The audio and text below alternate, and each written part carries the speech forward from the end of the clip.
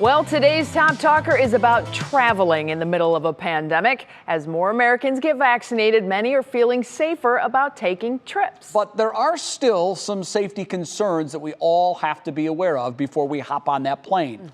Today, our Jason Frazer is sharing some tips on staying safe in his New You series, which explores all the new things we can do as our economy begins to reopen. The beach, the sun, the food. Many of us could use a vacation right now. Most people have cut down travel tremendously, especially some of the higher risk patients. Especially here in Cleveland, we have a lot of patients that spend 3-4 months a year down in Florida.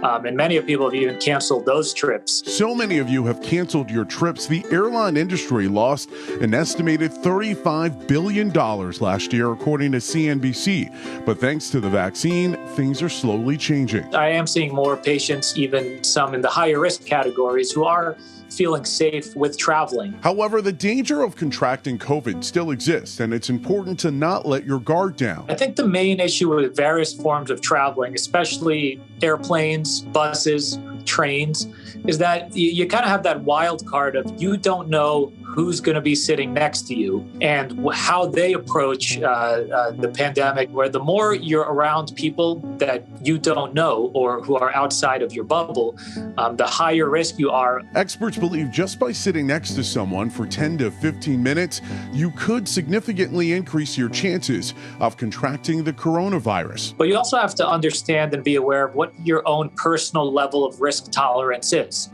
There are some people who are still nervous going to the grocery store. The CDC is still discouraging any unnecessary travel, even if you are vaccinated. However, if a warm destination is calling your name, make sure you're sitting 6 feet apart from non-family members and bring plenty of hand sanitizer.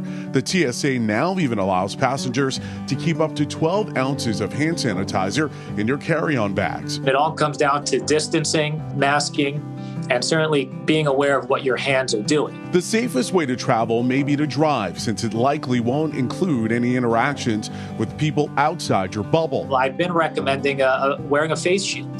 That is one extra level of protection that's actually quite comfortable. I asked the doctor how long did he think travel restrictions would be in place and when we could finally return back to normal.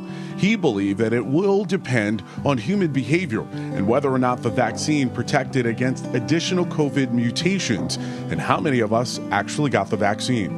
In Cleveland, Jason Frazer, 3 News.